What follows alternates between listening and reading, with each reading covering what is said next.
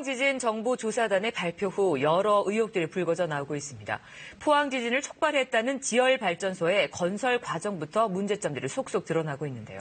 이미 외국에서 지열발전소의 실패에 재판까지 받았던 유럽 기술자가 버젓이 포항발전소의 자문으로 참여했는데 친절한 뉴스에서 이 내용 자세히 파헤쳐 보겠습니다.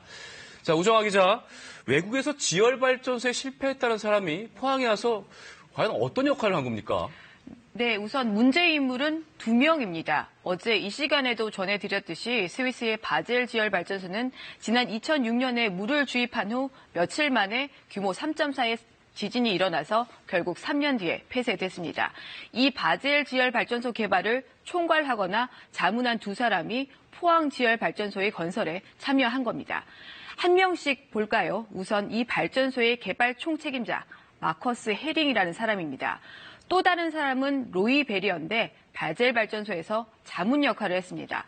포항 지열 발전소의 계획서를 봤더니 이 두 사람은 기술 자문 역할을 한다고 명시를 해놨습니다.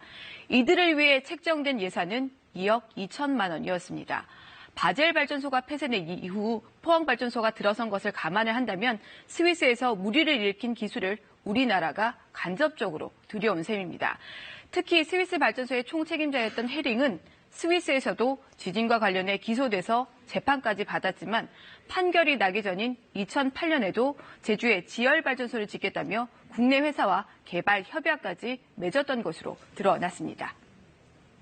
네, 그렇다면 이 사람들이 어떻게 해서 포항 사업에 참여를 하게 된 건가요?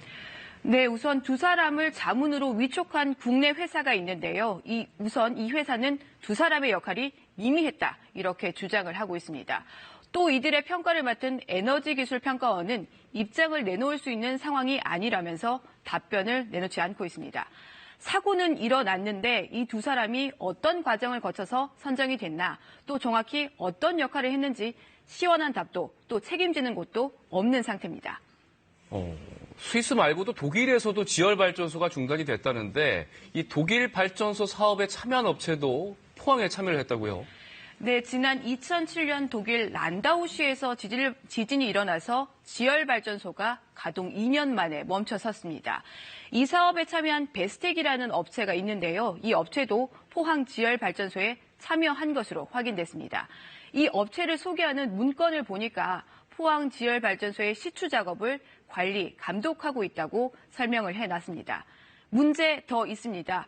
포항 지열발전소 건설을 추진한 국내 업체도 지진 가능성과 위험성을 알고 있었습니다.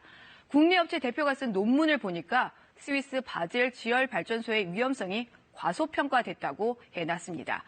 그러니까 상황을 지금까지 종합을 해보면 실패한 발전소 사업에 참여했던 외국인과 업체가 포항에 참여를 했고 국내에서는 위험성도 예측이 됐지만 이런 걸 알면서도 포항 지열발전소 사업이 강행이 된 겁니다. 네, 지열발전소가 주입하는 물의 압력이 너무 커서 이게 문제였다는 지적이 있었는데요. 업체는 이 위험성을 과연 몰랐을까요?